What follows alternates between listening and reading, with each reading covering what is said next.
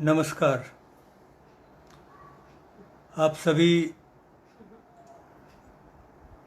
आवाज आ जाए एक बार ना।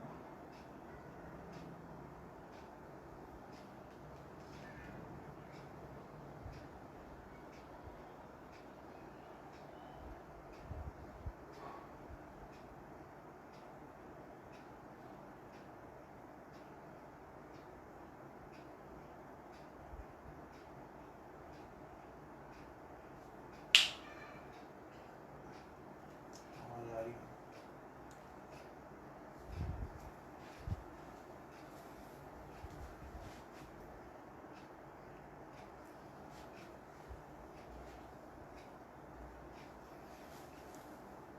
तुम्हारी आवडता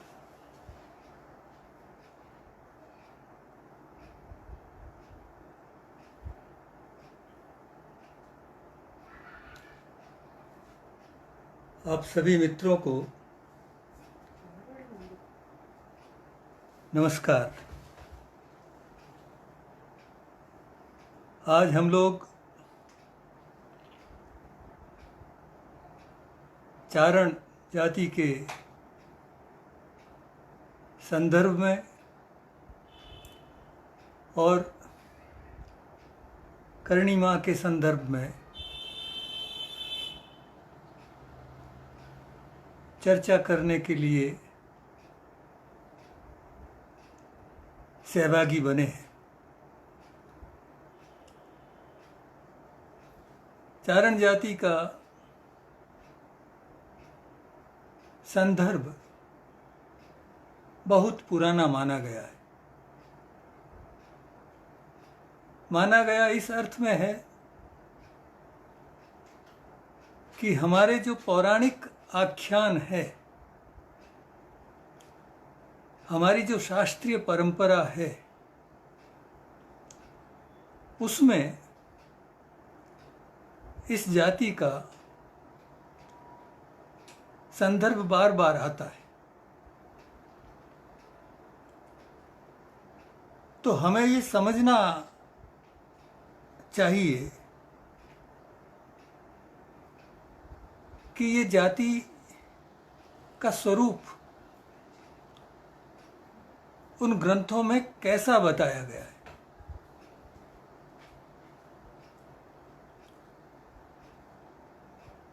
सबसे पहले तो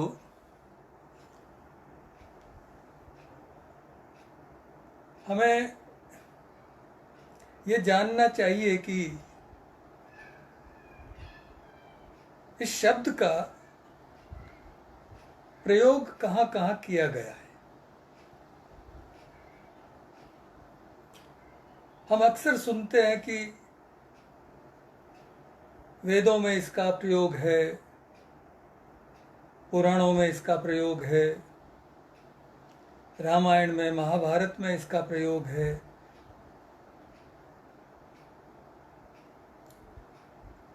तो उनमें से कुछ संदर्भ में आज आपके सामने प्रस्तुत करने की कोशिश करूंगा।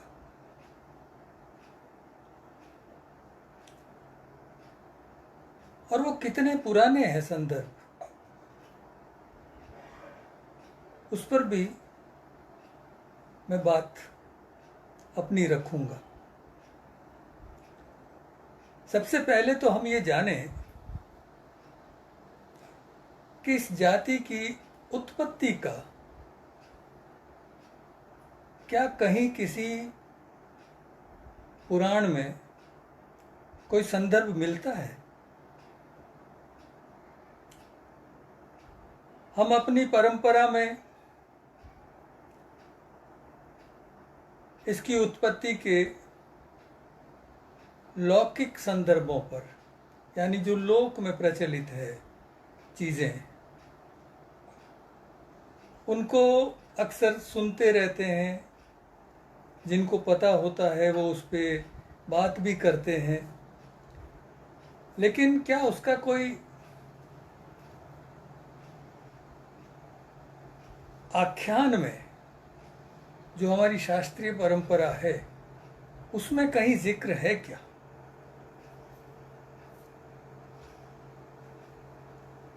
सबसे पहले तो ये बात आप लोग जान लें कि हमारे जो 18 पुराण हैं और 18 उप पुराण हैं, तो एक भी पुराण या उप पुराण ऐसा नहीं है जिसमें चारण जाति का संदर्भ न मिले।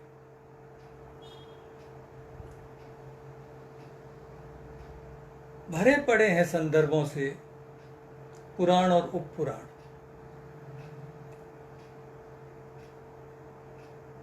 तो हमें सबसे पहले ये जानना है कि इस जाति की उत्पत्ति का कोई संदर्भ किसी पुराण में मिलता है क्या? एक पुराण है वायु पुराण। वायु पुराण में एक कथा का जिक्र है। कथा यह है कि ब्रह्मा और विष्णु दोनों में इस बात की होड़ लगी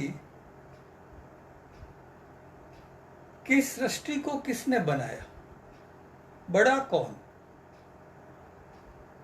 वो दोनों बढ़ बढ़ के अपने अपने दावे करने लगे।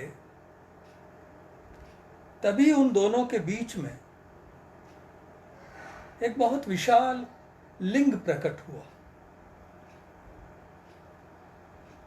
जिसका ओर छोर नहीं पता था। तो उन दोनों ने तय किया कि एक ऊपर की तरफ जाए, दूसरा नीचे समुद्र में, जल में जाए, और जो पहले इसके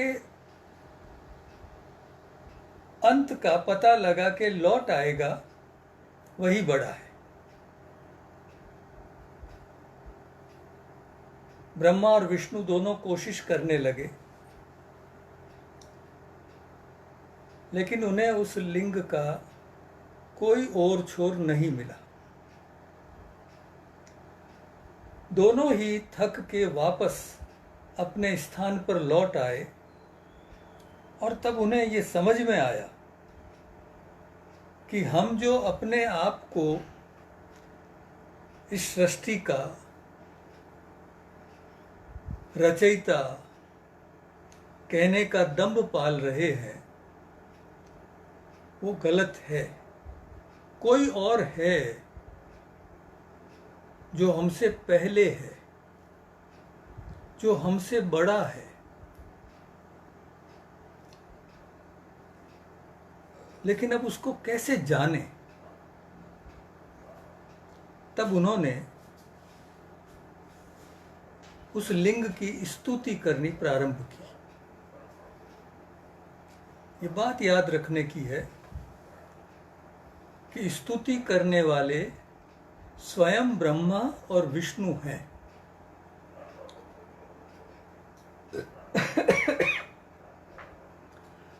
और उस स्तुति में वो ये कहते हैं, वो मूलतः शिव की स्तुति है, और वहां वो ये कहते हैं कि 12 आदित्य, 11 रुद्र, 8 वसु, दोनों अश्विनी कुमार,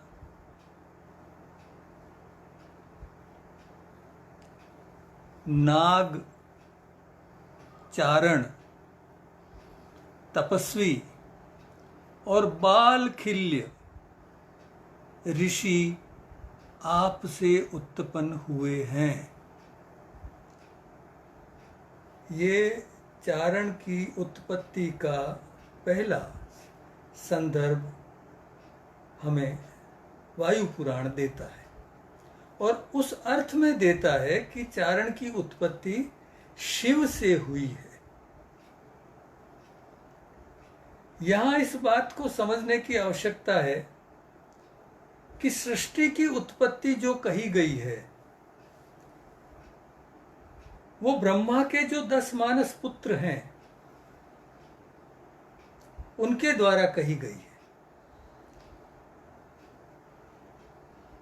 जिसमें पहला मानस पुत्र है कश्यप। और ऐसा पुराण कहते हैं कि इस सृष्टि में जो कुछ है, जितने भी जीव जिनावर, मनुष्य, देवता, असुर, राक्षस, गंधर्व, वो सब कश्यप की संतान है।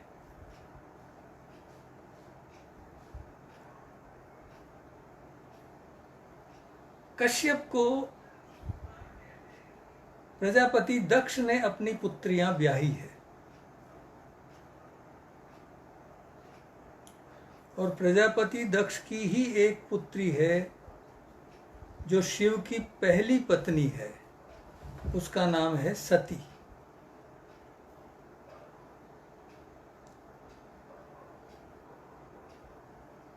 ये सारे संदर्भ चारण जाति के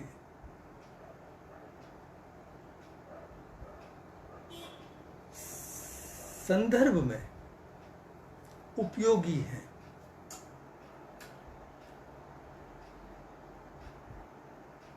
लेकिन पुराण ये कहता है कि चारण की उत्पत्ति शिव से हुई। अब हमारा लोक क्या कहता है? हम जो अपनी लोक शैली है उसमें भी ये संदर्भ पाते हैं कि शिव ने अपने नंदी को चराने के लिए चारण को उत्पन्न किया और क्योंकि उसका जिम्मा चराने का है इसलिए उसे चारण कह दिया। ये लोक में आप लोगों ने सुना होगा कि जो चराने का काम करे वो चारण।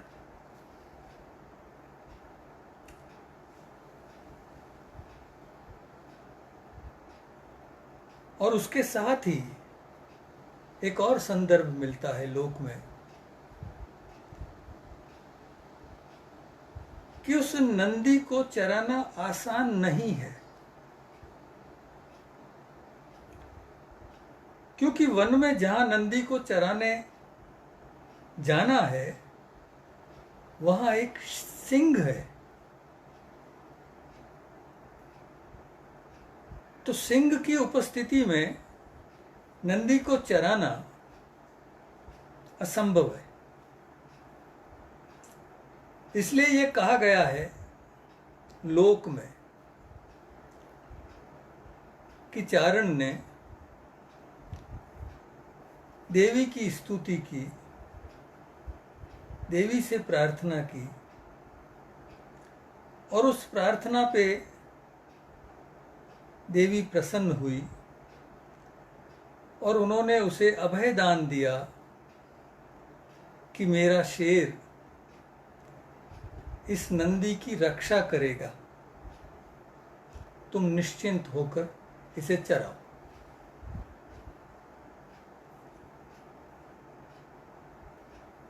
अब दो रूप हमारे सामने आते हैं, एक है शिव, एक है देवी।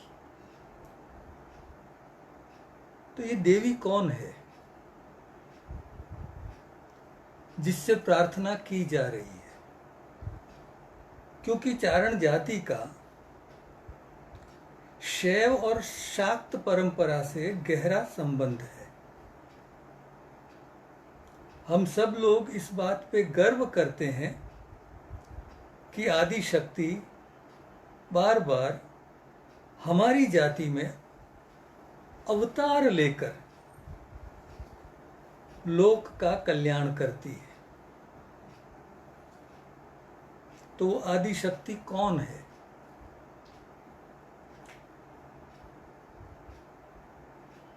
वैदिक परंपरा में या वैदिक काल से ही इस समाज में, ये जो भारतीय समाज, सनातन समाज जिसे हम कहते हैं, पंच देवों की पूजा का महत्व था। आज भी हम पंच देवों की बात करते हैं, लेकिन हमको संदर्भ पता नहीं होता है, हम शब्द वही काम में लेते हैं। सदा भवानी दाहिने सन्मुख रहत गणेश, तीन देव रक्षा करे ब्रह्मा विष्णु महेश। तो 5 देव हो गए। क्या यही पांचों देवों की बात सनातन परंपरा में पहले कही गई है, या 5 देव दूसरे हैं? क्योंकि जो हमारी पुरानी परंपरा है उसमें 5 देव यानी 5 संप्रदाय हैं।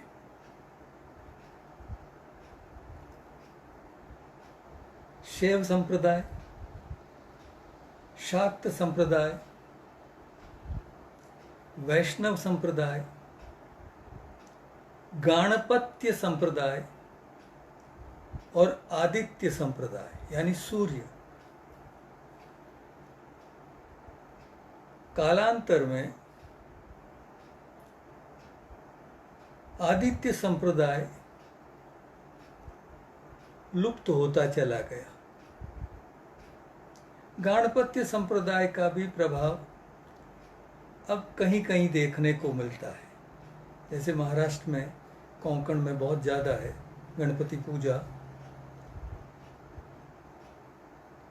शाक्त संप्रदाय भी धीमा पड़ गया। अब नवरात्रि के अवसर पर हम माँ की पूजा करते हैं। शैव और वैष्णव अभी भी पूरे देश में आपको दिखाई पड़ते हैं। तो चारण की परंपरा जो है वो शिव और शक्ति से जुड़ी हुई परंपरा है, और उसका उत्पत्ति का प्रसंग शिव से सीधा जुड़ा हुआ है। और हमारी जो भक्ति परंपरा रही है, जो मध्यकाल में, हम ये देखते हैं कि कबीर का एक पद है, एक अचंभा देखा रे भाई, ठाडा सिंह चरावे गाई। हम लोग उसे कबीर की उलट बांसी कहकर वर्णित करते हैं, लेकिन असल में वो उस लौकिक सत्य की पहचान है, जो लौकिक सत्य चारण द्वारा किए गए कर्म को माँ की कृपा से प्राप्त हो रहा है।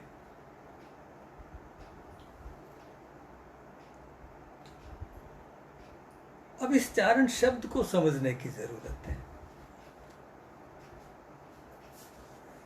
क्योंकि आज के समय में, इस आधुनिक काल में और इसके पीछे मध्य काल में भी, चारण जाति के संदर्भ में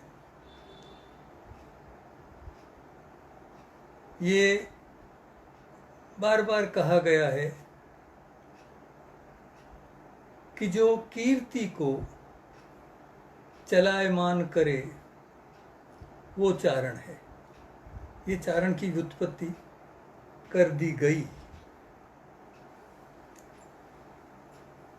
देखने की बात यह है कि ये जो चारण शब्द है ये किस धातु से बना है, तभी हम सही अर्थ में इस शब्द का अर्थ पकड़ पाएंगे।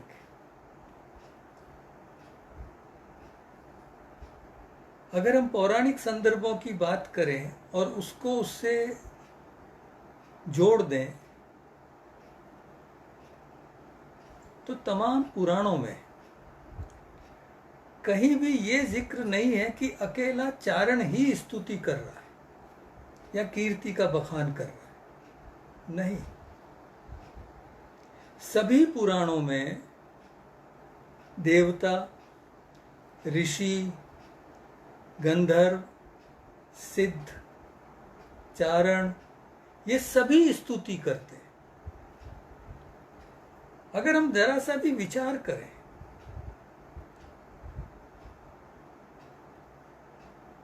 तो ब्रह्मा, विष्णु, महेश या देवताओं के राजा इंद्र या वरुण या सूर्य, गणेश, माँ जगतजननी,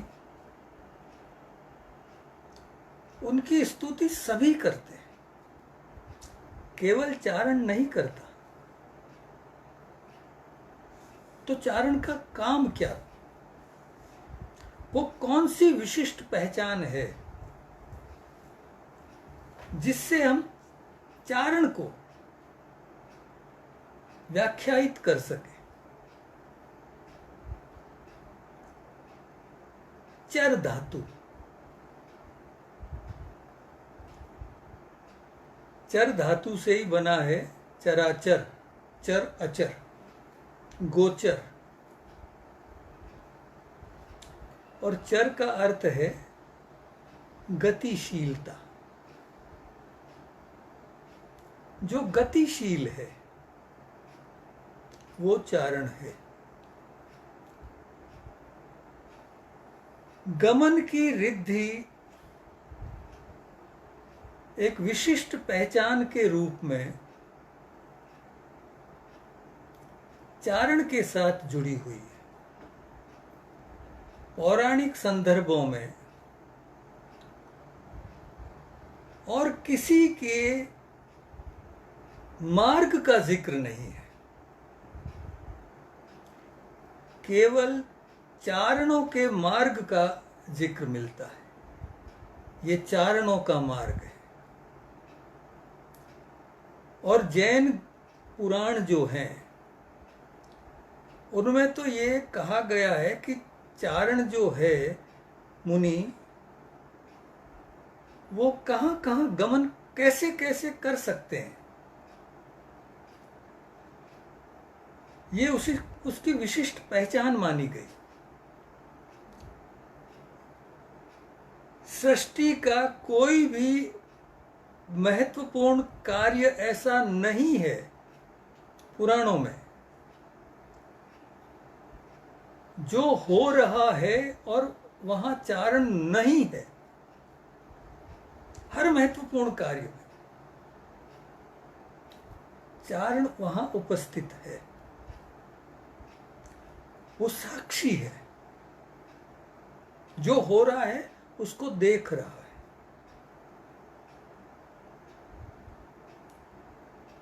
अब एक और शब्द है उच्चारण। चारण जाति है, लेकिन बोलने को हम क्या कहते हैं? उच्चारण करना।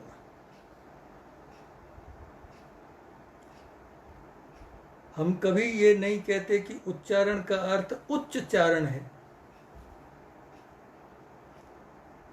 हम कभी ये नहीं कहते कि उच्चारण का अर्थ कीर्ति का बखान करना है। बोलना, उच्चार करना, ये चारण का दूसरा लक्षण है।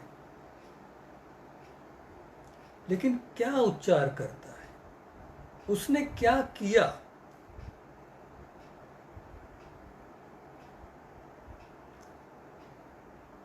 चारण ने,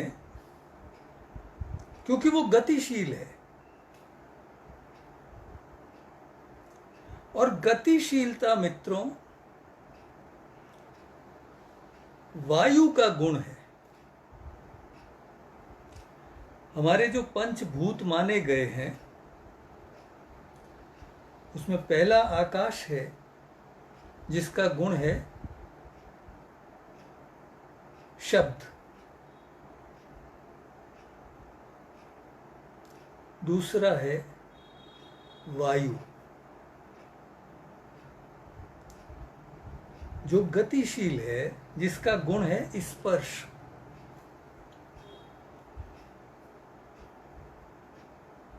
और पृथ्वी और द्युलोक यानी सूर्य लोक, आदित्य लोक के बीच का जो स्थान है उसे अंतरिक्ष कहा गया है।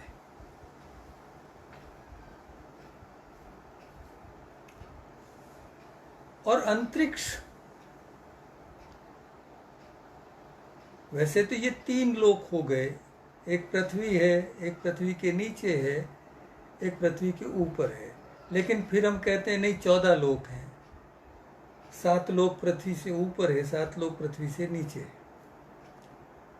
तो ये 7 लोक कौन से हैं? उसमें चारण का लोक कौन सा है? उसका क्या कोई संदर्भ किसी पुराण में मिलता है? ये सब जानना पड़ेगा, क्योंकि चारण को समझना पूरी सृष्टि को समझना है। चर अचर जो भी है, स्थावर जंगम,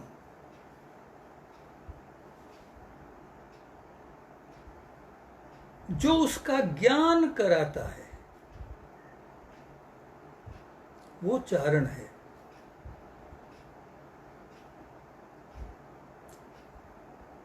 ऐसा माना जाता है कि हर गतिशीलता की अपनी एक ध्वनि होती है,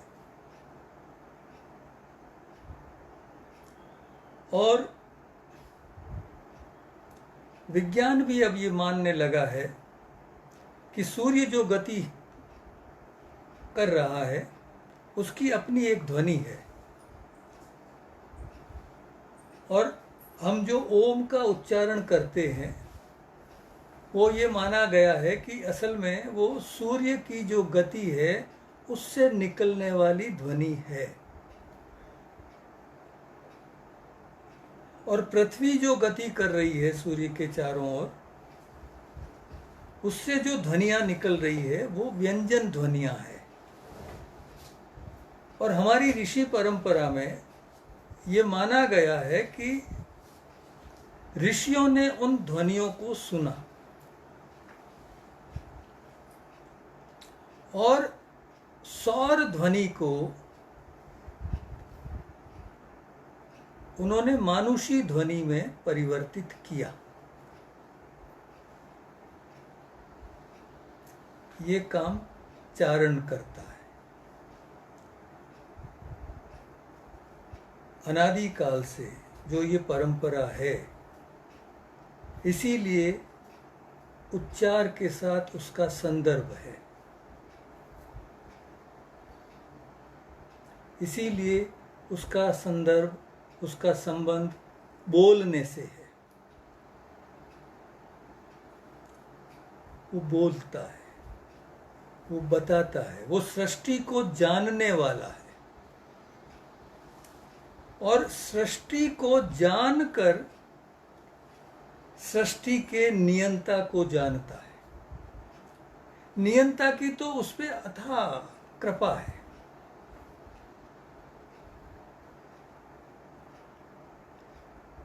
ये हम बातचीत करेंगे तो आगे समय मिला तो मैं आपको वो संदर्भ भी दूंगा। चारण का एक और अर्थ हमें ललितोपाख्यान, जो ब्रह्मांड पुराण का एक हिस्सा है,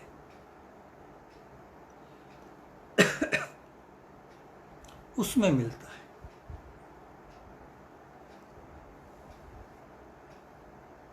देवी मां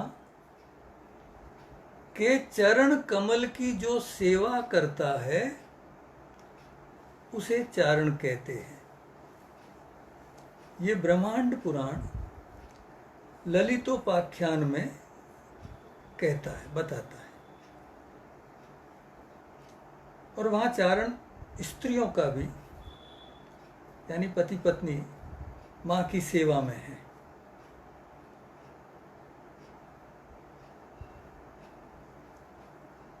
तो चारण का एक लक्षण ये हुआ कि जो माँ के चरणों की सेवा करे वो चारण है। और क्योंकि चारण जाति का शाक्त परंपरा से, शाक्त संप्रदाय से गहरा संबंध माना गया है, इसलिए हमें लगता है कि लोक ने ये संदर्भ इन्हीं शास्त्रीय परंपराओं से ग्रहण करके प्रस्तुत किए होंगे। चारणों की विशेषता के भी पुराणों में संदर्भ देखने को मिलते हैं।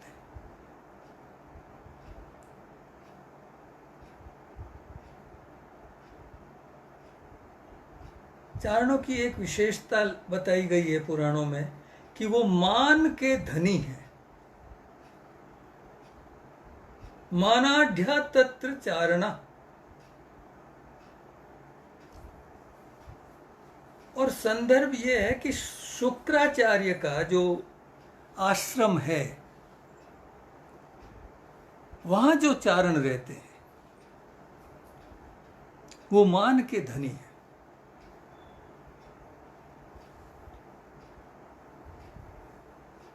अब शुक्राचार्य कौन है? असुरों के गुरु।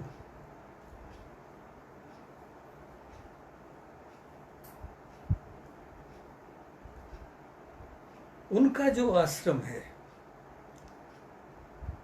वहां जो चारण रहते हैं वो मान के धनी कहे गए हैं।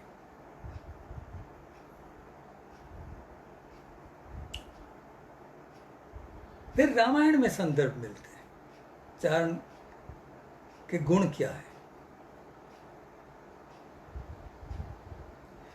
रावण जब खर से मिलने जा रहा है शूर्पनखा के प्रसंग के संदर्भ में, तो वहां एक जगह रेफरेंस आता है, एक स्थान का संदर्भ देते हुए कहा गया है कि यहाँ अत्यंत अल्प आहारी और काम को जीतने वाले चारण रहते हैं। तो ये और चारण का लक्षण या चारण का गुण बताया गया है।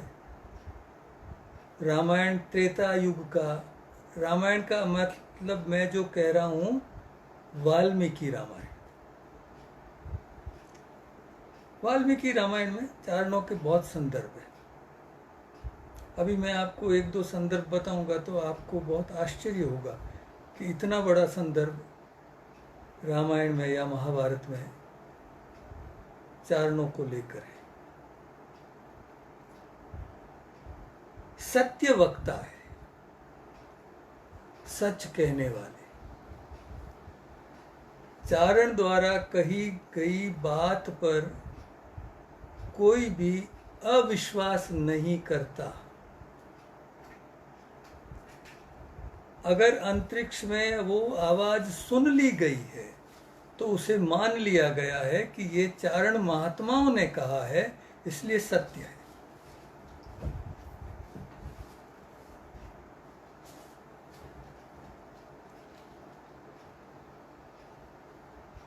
रामायण का प्रसंग आपको पता है कि जब हनुमान ने लंका में आग लगा दी और लंका जल गई तो अचानक हनुमान को चिंता हुई कि मैंने ये क्या कर दिया। लंका में तो सीता माँ है और मैंने लंका जला दी, अनर्थ हो गया। जब वो ये चिंता कर रहे हैं तभी उन्हें चारण महात्माओं की वाणी सुनाई देती है, आकाशवाणी। सीता सुरक्षित है।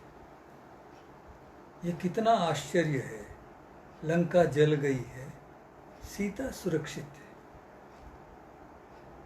और हनुमान उसे सुनकर निश्चिंत हो जाते हैं कि ये चारण महात्माओं की वाणी है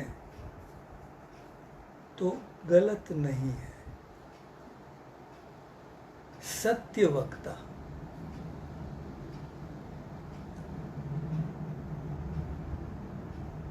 लेकिन हनुमान जो लंका पहुंचे,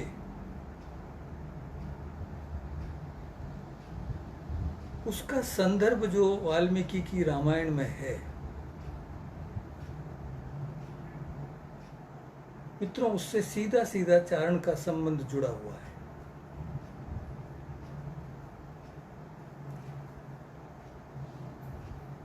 जब हनुमान को जामवंत ने बताया कि तुम्हारी ताकत क्या है, तुम ये काम कर सकते हो, और हनुमान ने जब अपना विराट रूप धारण किया,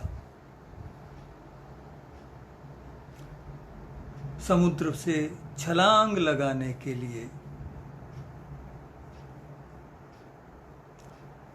तो वहां हनुमान एक महत्वपूर्ण बात कहते हैं जिसे हम सबको जानना चाहिए,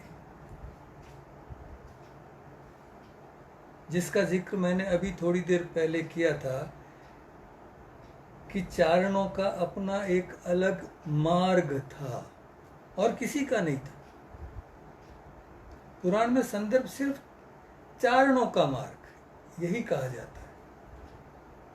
तो हनुमान ने जब अपना विराट रूप धारण किया और छलांग लगानी है, समुद्र के रास्ते से लंका पहुंचना है, तो हनुमान कहते हैं, ये वाल्मीकि रामायण के सुंदर कांड का पहला पद है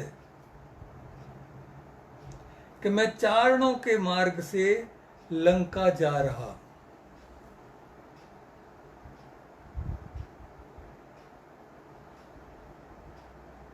कितना महत्वपूर्ण है चारण का होना। ठीक इसी तरह का एक संदर्भ महाभारत में मिलता है।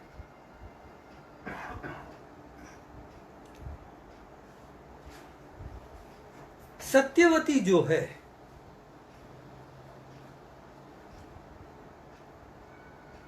जो धृतराष्ट्र और पांडु इनकी दादी है, शांतनु की पत्नी सत्यवती, वो मत्स्य कन्या कही गई है। वो मछली जो है वो एक अप्सरा है, आद्री का अप्सरा, जो श्रापवश मछली बन गई है। और जब उसने प्रार्थना की कि मेरी मुक्ति कब होगी, तो उसे कहा गया कि जब तुम्हारे शरीर से एक लड़का और एक लड़की निकलेंगे, उत्पन्न होंगे, तब तुम वापस अप्सरा योनि में आ जाओगी। तो जब उसके शरीर से सत्यवती और एक लड़का, एक पुत्र और एक पुत्री,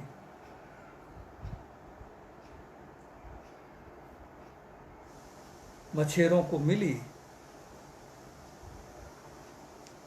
जिस कन्या को मछेरों के राजा को सौंपा गया, जो मत्स्य कन्या कहलाई, जिसे हम सत्यवती के नाम से जानते हैं, तो वो मछली आद्रिका अप्सरा में पुनः परिवर्तित हो गई, रूपांतरित हो गई, और उसने ये कहा कि मैं चारणों के मार्ग से स्वर्गलोक जा रही। दो बड़े ग्रंथ,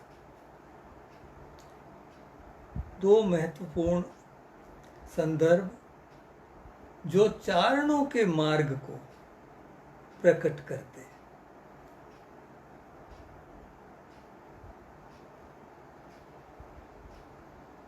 चारणों का एक और बहुत महत्वपूर्ण संदर्भ मित्रों लिंग पुराण में मिलता है। लिंग पुराण में एक स्तव का जिक्र है। व्यपोह स्तव, स्तव यानी जिसका पाठ किया जाए, स्तुति की जाए, वो शिव की स्तुति है और उसे ब्रह्मा ने रचा है।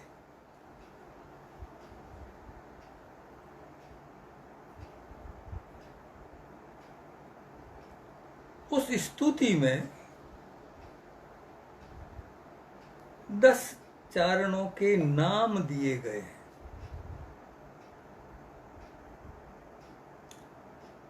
और जो स्तुति करने वाला है वो ये कहता है, क्योंकि रची तो ब्रह्मा ने है, लेकिन उसके बाद स्तुति कोई भी कर सकता है। जैसे हम सब लोग माँ की करणी चालीसा का पाठ करते हैं या हनुमान चालीसा का पाठ करते हैं,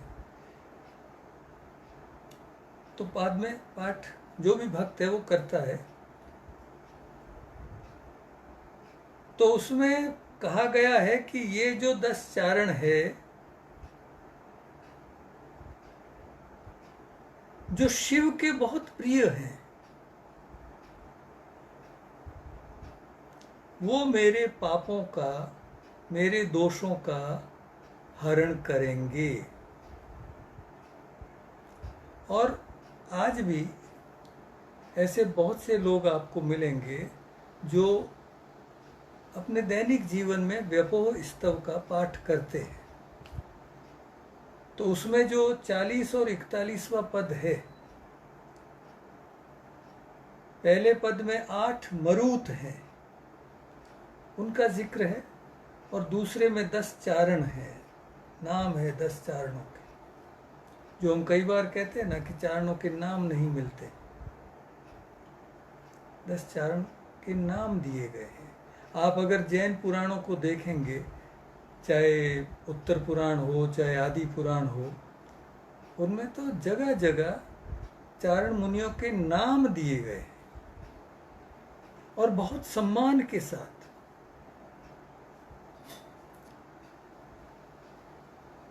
उनका महिमा मंडन है, वो भविष्य का कथन करने वाले हैं, वो संतान देने वाले, वो देवतुल्य माने गए।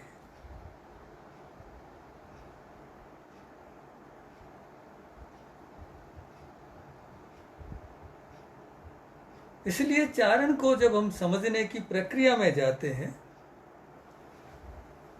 तो हमें ये पता लगता है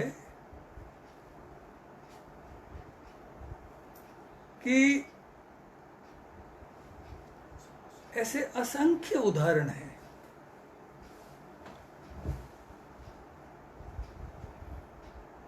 जहां इस जाति का संदर्भ मिलता है।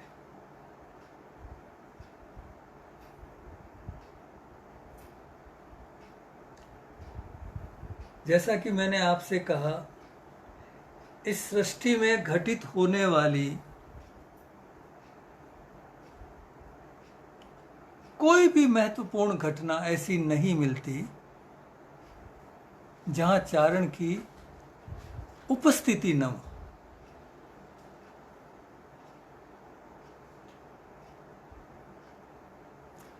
चाहे महिषासुर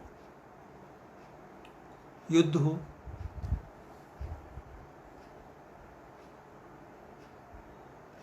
चाहे त्रिपुर युद्ध हो, चाहे बाणासुर के लिए शिव और कृष्ण का युद्ध हो,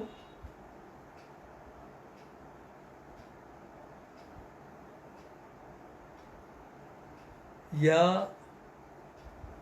रामायण में राम और रावण का युद्ध हो। रामायण तो अभी थोड़े दिन पहले ही पुनः प्रसारण हुआ था, और आप लोगों ने अगर उसे देखा हो दूरदर्शन पे, तो जो अंतिम युद्ध है उसमें राम कहते हैं,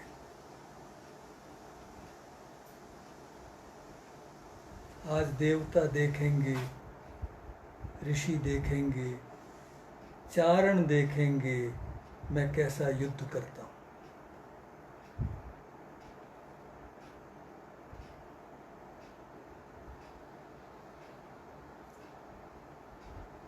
महाभारत का तो मित्रों प्रसंग है कि पांडु को जब श्राप मिल जाता है और पांडु हस्तिनापुर त्याग देता है, तो वो चारणों की बस्ती में जाके रहता है, जो बहुत दूर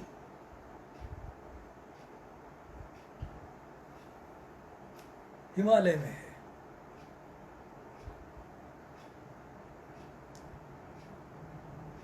और चारण उसे बहुत प्रेम से रखते हैं।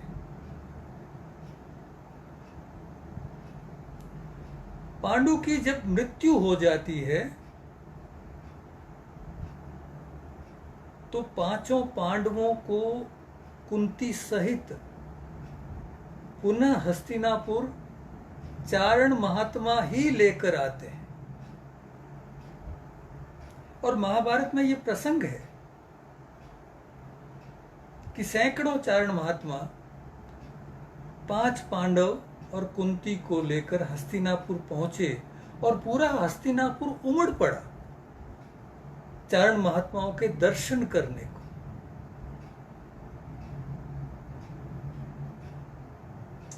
उन्होंने पांडवों को, 5 पांडु पुत्रों को भीष्म और धृतराष्ट्र को सौंपा और ये कहा, ये कुंती, माद्री और पांडु की संतान है।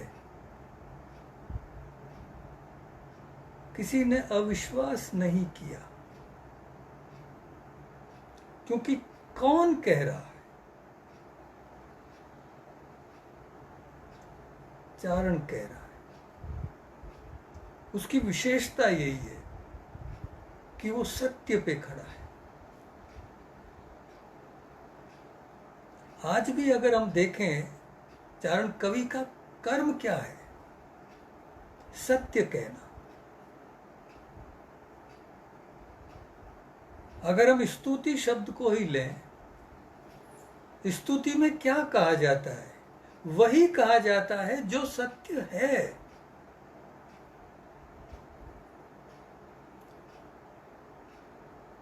अगर हम माँ की स्तुति कर रहे हैं, अगर हम शिव भगवान की, महादेव की स्तुति कर रहे हैं,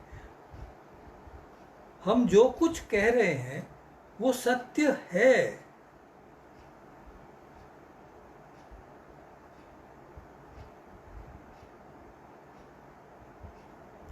और स्तुति अपने लिए नहीं की जाती है, लोक कल्याण के लिए की जाती है। स्तुति में मित्रों चापलूसी का भाव नहीं होता है, लोक मंगल की कामना होती है।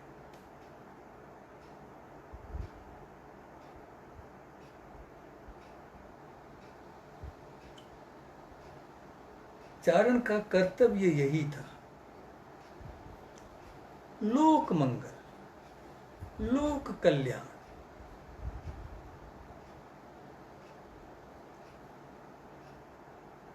आप लोगों में से कईयों ने सुना होगा कि राजा पृथु ने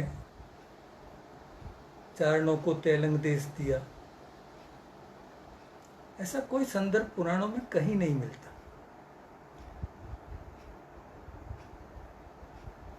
ये लोक में प्रचलित है।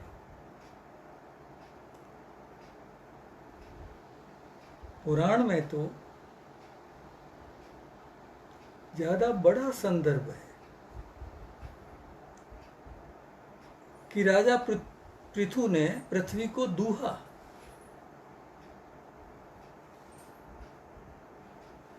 और ये सब प्राप्त किया जो आम जनता के हित के लिए है। तो पुराण कहते हैं कि केवल पृथु ने नहीं दूहा है, अलग अलग लोगों ने पृथ्वी को दूहा। और उसमें चारण ने भी पृथ्वी को दूहा।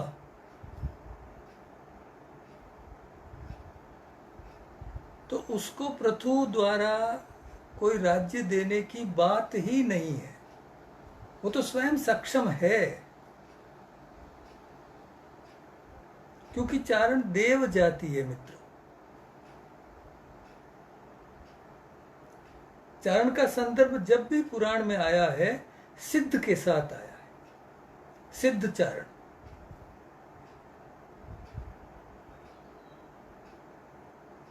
और अंतरिक्ष में तीसरा लोक उसका निवास बताया गया।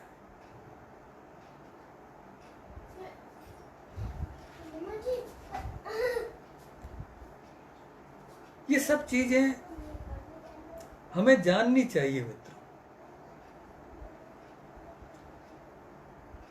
क्योंकि अपने रूट्स को हम जब जानते हैं तो हमें सही रास्ते पर चलने का बल मिलता है।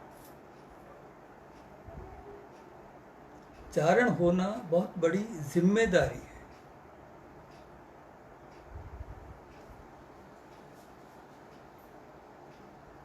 चारण संस्कृति का निर्माण करता है।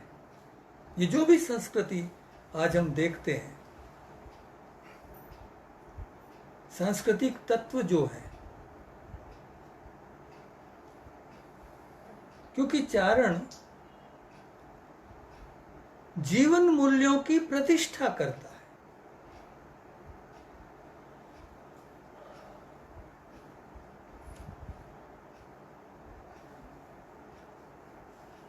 हम जब स्तुति किसी की करते हैं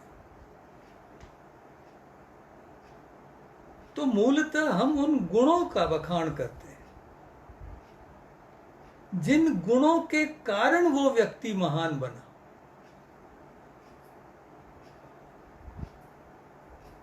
हम व्यक्ति का बखान नहीं कर रहे,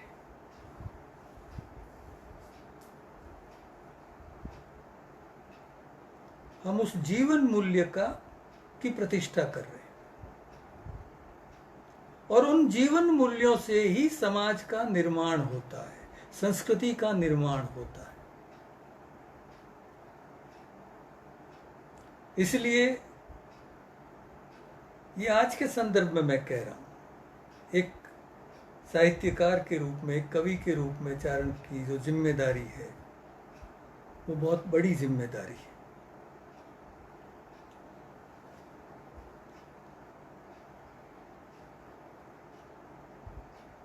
अब थोड़ी सी बात, क्योंकि इस पे बात मैं बहुत देर तक कर सकता हूं मित्रों,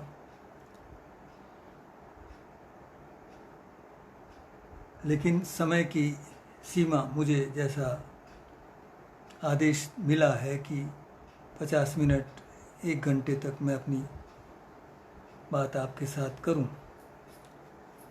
अब थोड़ा सा संदर्भ में हमारी पूज्य करणी माँ के संदर्भ में करना चाहता हूं।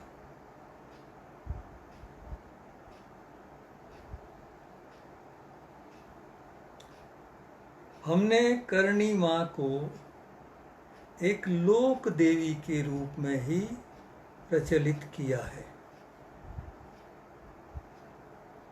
हम बातचीत में भी क्या कहते हैं कि अभी 15वीं सदी में एक लोक देवी हमारे हुई थी, हमारी पूज्य है, हमारी कुल देवी है, हमारी आराध्य है।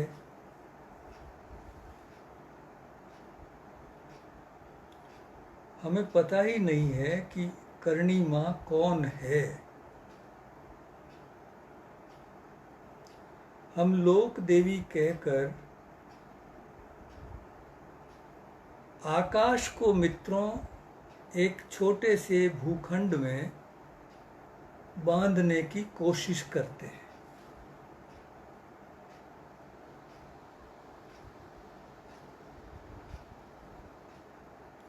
शाक्त परंपरा में ये जो शुरू में मैंने बात कही थी कि चारण को शिव और शक्ति दोनों की कृपा प्राप्त है,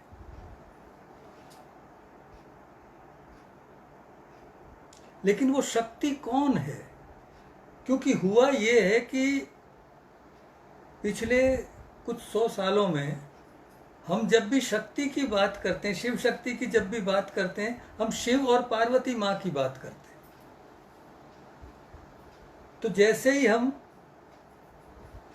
करणी माँ का भी संदर्भ लेते हैं तो हम कह देते हैं कि ये पार्वती माँ का रूप है, शक्ति। उससे आगे हमारा दिमाग नहीं चलता, क्योंकि उससे आगे की जानकारी हमें है नहीं।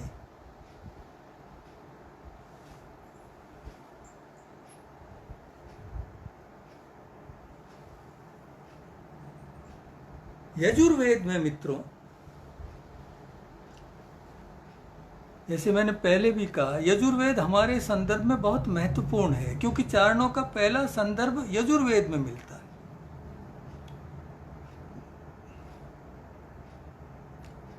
यजुर्वेद में ही पहली बार शिव का महात्म्य है।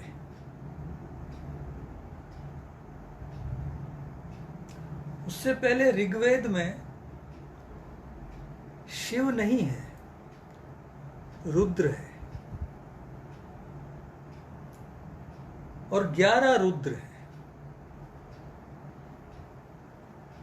लेकिन यजुर्वेद पहली बार पूरा एक अध्याय है जो शिव की महिमा का बखान करता है। लेकिन उसी यजुर्वेद में एक और महत्वपूर्ण बात देखने को मिलती है। उस यजुर्वेद में शिव की बड़ी बहन का संदर्भ मिलता है, जिसका नाम है अंबा।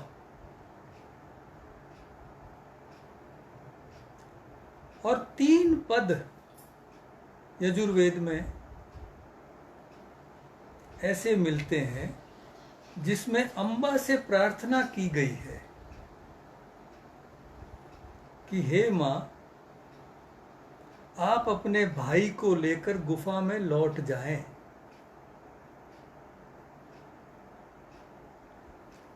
आप हमारे शत्रुओं से हमारी रक्षा करें, आप हम पे क्रोध न करें।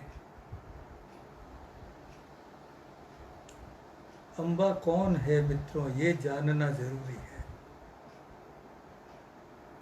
जो शाक्त संप्रदाय है वो वही अंबा का संप्रदाय है,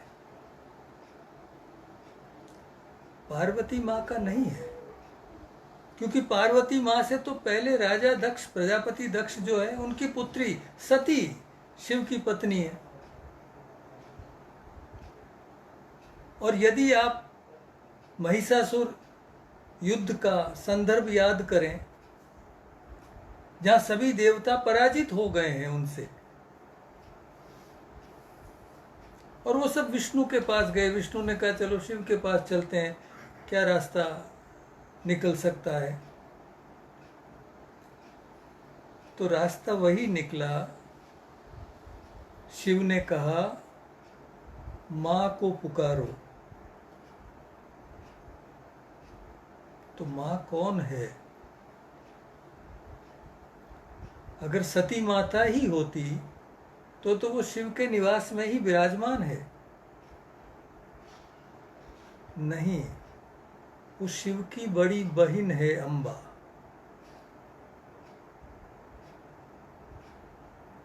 जो महिषासुर मर्दिनी है,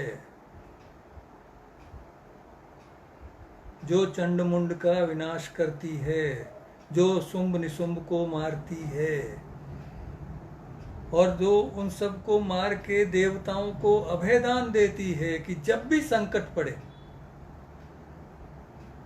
मुझे याद करना, मैं तुम्हारी रक्षा करने आऊंगी।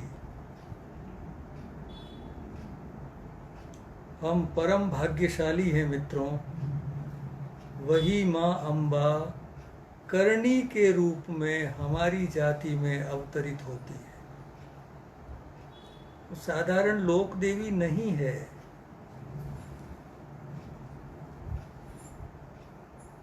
जगत जननी है।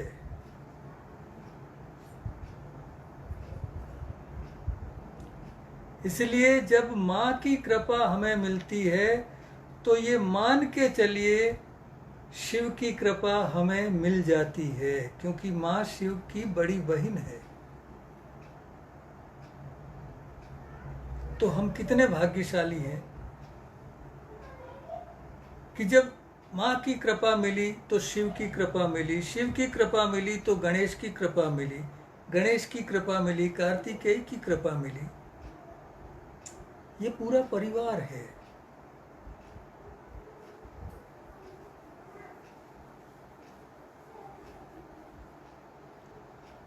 उसी से संदर्भ जुड़ा हुआ है एक और चीज का, बस थोड़ी सी बात कह के, क्योंकि उसका संदर्भ हमारे जाति के संदर्भ में कई बार आता है।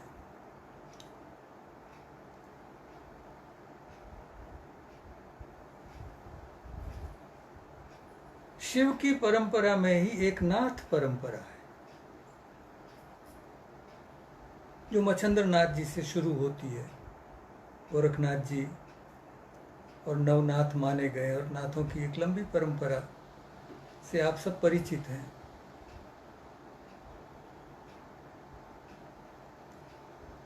पहली बात तो ये कि उन 9 नाथों में एक नाथ चारण है।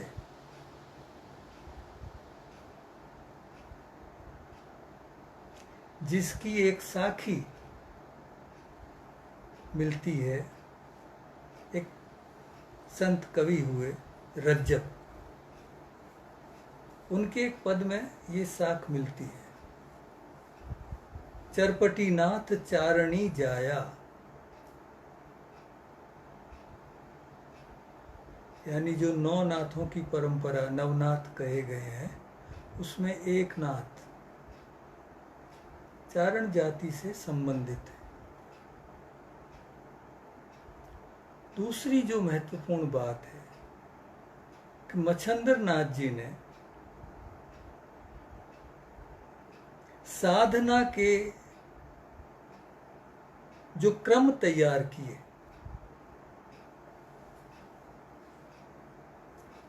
उसमें 2 रूप हैं। एक क्रम है अकुल, एक क्रम है कुल।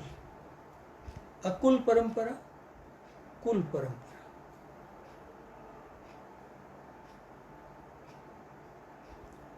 अकुल परंपरा का अर्थ है जो शिव की साधना परंपरा है। लेकिन अकुल परंपरा से भी ऊपर कुल परंपरा है, जो माँ की साधना की परंपरा है।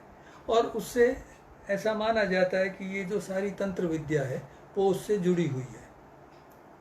इसलिए एक समय ऐसा भी आया कि समाज में उस वर्ग के प्रति एक हेय दृष्टि पैदा हो गई कि ये लोग गलत काम करते हैं, ये तांत्रिक हैं, ये समाज के हित में नहीं है। पंचमकार की चर्चा होने लगी और उसी अर्थ में एक संबोधन आया कूला।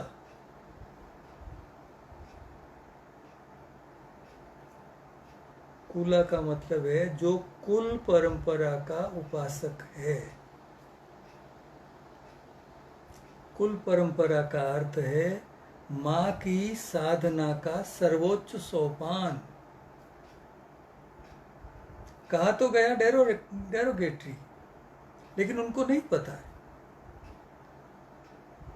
कि ये साधना की कौन सी अवस्था है। हालांकि अगर हम आज के संदर्भ में देखें तो हमें लगे कि नहीं, वो जो संदर्भ बताए गए उनके अर्थ दूसरे हैं। वो पंचमकार जो कहे गए वो स्थूल नहीं है। मध्य, मैथुन, इनके अर्थ दूसरे हैं, आध्यात्मिक अर्थ हैं। लेकिन एक समय ऐसा समाज में आया कि उनके बारे में बहुत सी गलत धारणाएं पैदा हुई। वामाचार की पद्धति उसको कहते हैं। वही पद्धति थोड़े से परिवर्तन से बौद्ध धर्म में भी देखने को मिलती है। तो इन सारी चीज़ों को जब हम देखते हैं, क्योंकि समय बहुत हो गया है मित्रों, फिर कभी अवसर मिला तो मैं ज़रूर आपसे चारण परंपरा को लेकर, चारणाचार को लेकर, शाक्त परंपरा को लेकर बात करूंगा। आज ये अवसर मुझे जो मिला, जो चारण शक्ति वेबसाइट है और जो हमारे परम स्नेही नारायण सिंह जी तोलेसर हैं, उनके कारण ये संभव हो सका कि मैं आपसे ये थोड़ी सी बातचीत हमारी परंपरा के संदर्भ में कर सका।